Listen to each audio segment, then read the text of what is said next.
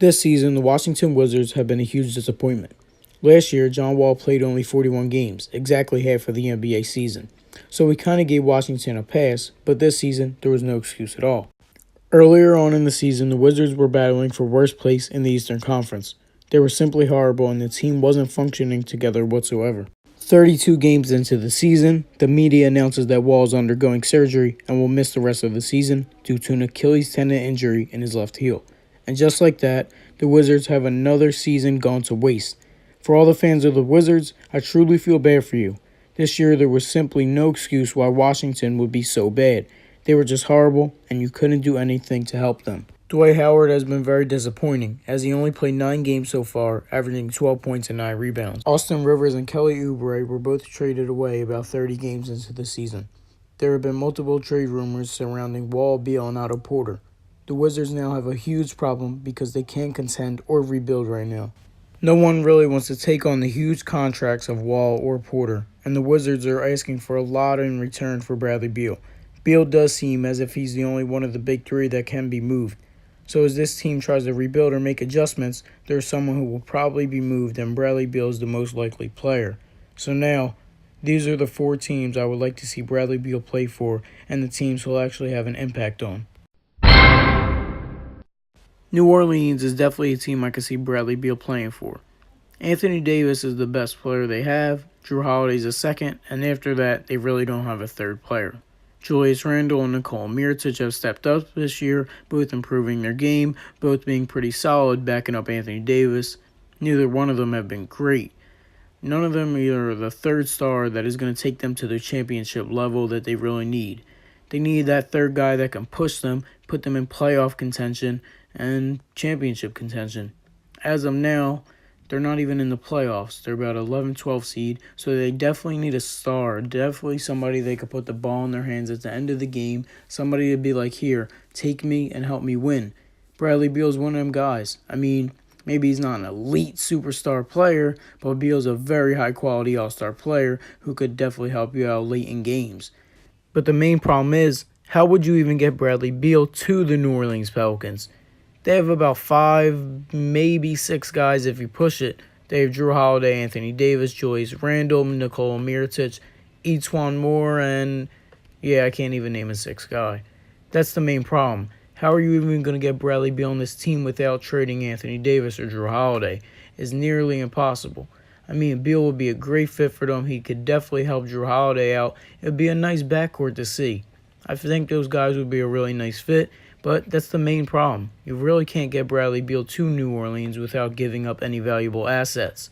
So, I mean, it does sound great and all, but it's a pipe dream. It's not going to happen. And it really doesn't help with their contract situation. Anthony Davis and Drew Holiday are nearly on max contracts. So, even if they try to sign Beal on free agency, it's still pretty tough. He'd probably have to take a huge pay cut, and I just don't know how it would happen. I mean, player-wise, it'd be a great fit.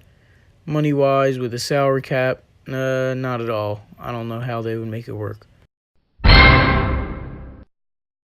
Now, most of you are probably going to hate me for this, because on everybody else's list, the Lakers are definitely number 1 or number 2 as a preferred spot for Bradley Beal.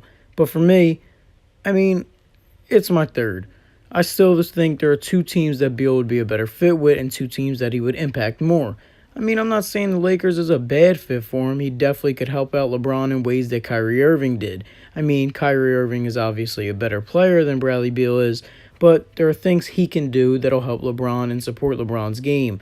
Like he could take the ball out of LeBron's hand for a few possessions, go ISO, score the basketball. He's one of them guys that could get you a bucket. He's not a superstar player, but he's a high-quality all-star guy who could definitely give you buckets from time to time, probably drop 30, at least 25 every night.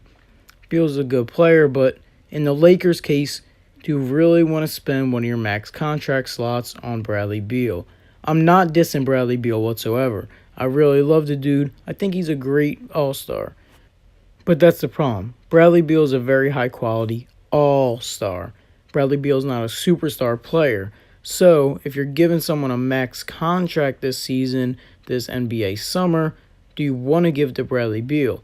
I mean, Beal is definitely an upgrade from KCP, and Josh Hart is still pretty young. So, I mean, you can't go wrong with Bradley Beal starting at your 2 guard. But Look, when you could get guys like Kevin Durant, Kawhi Leonard, possibly Klay Thompson or Jimmy Butler, I mean, you go after them instead of Beal. I'm not trying to diss Beal, but there are guys that are a little bit better than him. And when you can get somebody a little bit better for the same price or maybe a few extra dollars, you probably go after the better player. I mean, Beal probably would fit in with them. He'd be decent with their system. He could definitely help them win a few more regular season games and help LeBron out in the playoffs. But Beal really never had much success in the playoffs, so how much is he really going to help LeBron? Beal's always been a pretty solid player through the season. He's never had a breakout moment in the playoffs yet. I mean, is he really going to help LeBron that much?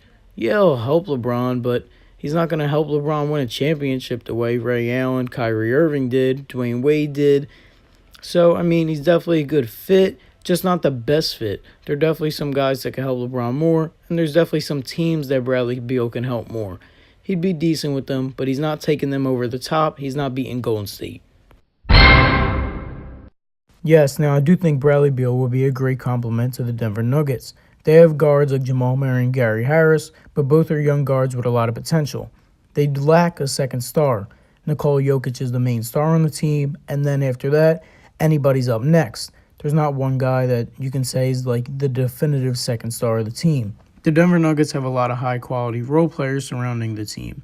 You have Paul Millsap, who has declined just a bit over the years due to injury, but you have Will Barton as a sixth man. Harris and Murray are going to do their thing, and come to think of it, you have Isaiah Thomas waiting to return from injury, and you have Michael Porter Jr. and his potential, as he has not even played a game yet in the NBA. Mason Plumlee has been a very solid backup for Nikola Jokic this year, really helping him out, taking some minutes off the load for him, and you have Malik Beasley off the bench as well. The Denver Nuggets are still a relatively young team, as they have a lot of room for improvement. Nikola Jokic is going to be a first-time All-Star this year. Then you still have Murray and Harris, who can definitely be All-Stars in the near future. And that's where a guy like Bradley Beal comes into play. Bradley Beal could definitely help those two guards improve a lot, and he could help the team overall improve. I know Bradley Beal is young, only about 26 or 27 years old, but he's been in the playoffs. He has more veteran leadership than most of the guys on the team, probably other than Paul Millsap. That's why I think it could be a really great move, though, because as the other guys are still developing and just starting their careers, Bradley Beal is entering the prime of his career and still has room for development himself. So as these other guys are learning how to win, Bradley Beal is learning how to win as well, but he's just helping them because he knows a little bit more. Also, Bradley Beal could really fit into the team's offense pretty easily. He could spot up and shoot a three in the corner. He could come off picks, shoot threes, drive to the basket. He has a nice mid-range game. He has a pretty solid offensive game. Defensively, Beal isn't great, but he isn't going to hurt the team's defense neither. Like I said before, Bradley Beal definitely could be a veteran and help these guys out a little bit. Help these guys how to win as he's been in the playoffs, and he could come up big in the end of games for them. Now, personally, I would really love to see Bradley Beal in a Denver Nuggets uniform sometime in the near future, either sometime during this season or by the summer. The same way he's utilized in Washington as when they don't have Wall is the same way he'll be used in the Denver Nuggets system. He could really help them out. They'll put the ball in his hands, not too much every game, but he'll definitely play good, put up some good scoring numbers every night, and kind of do as he's doing for Washington, leading them to games, helping them out, really being a leader for the team. Now, in terms of getting Bradley Beal to the Denver Nuggets, I really don't know how that would happen. I doubt Denver wants to give up Jamal Murray or Gary Harris, and they would 100% would not give up Nikola Jokic for Beal. But, I mean, just like in New Orleans' case, it'd be a great fit, but the only problem is I really don't know how they would get him there, unless they want to trade Paul Millsap, but I'm not sure if Washington is looking for a player like Millsap. They'll probably need to trade away a lot of draft picks and one of those young guys on the team. Other than that, maybe they can make a move for Bradley Beal in free agency. We'll have to see. Now, in my personal opinion, I really think the Toronto Raptors are the number one team for Bradley Beal. Now, out of the four teams I named, the Toronto Raptors are the only team in the Eastern Conference, so Bradley Beal isn't going to be going very far. He'll still be playing the same players every night, still playing the same competition, just with a different team. And the Toronto Raptors, currently this season, are the number one seed in the Eastern Conference. So instead of playing junk minutes for the Wizards and not winning any games, if Bradley Beal goes to the Toronto Raptors, he'll really help this team in the playoff time. He'll be playing meaningful minutes every night, and he'll really be a part of something. He'll be a part of a winning culture, as he hasn't been in a while, because Washington has been pretty upsetting over the past few years. This could be a career-changing move for Bradley Beal. As of right now, many people have the Toronto Raptors as a lock to go to NBA Finals, but it's anybody's ballgame in the Eastern Conference. Now, adding Bradley Beal next to Kawhi Leonard and Kyle Lowry will definitely improve this team tremendously, as they have that third star that they're looking for. But now the biggest problem, the same problem that we had before, is the question of how would we get Bradley Beal to the Toronto Raptors? Because if you would like to see Bradley Beal in the Toronto Raptors, they obviously would have to trade someone, because I don't think they have the cap space to sign Bradley Beal this summer in free agency. So the question is, who the hell do they trade? Because I don't think you'll trade Kawhi Leonard. That's not even a question. Maybe you could trade Kyle Lowry, but then you're down to 2 stars and you're really not improving that much. Maybe you trade Serge Ibaka and a few role players, but then again, you're taking away from the depth of your team, and this team relies heavily on their bench.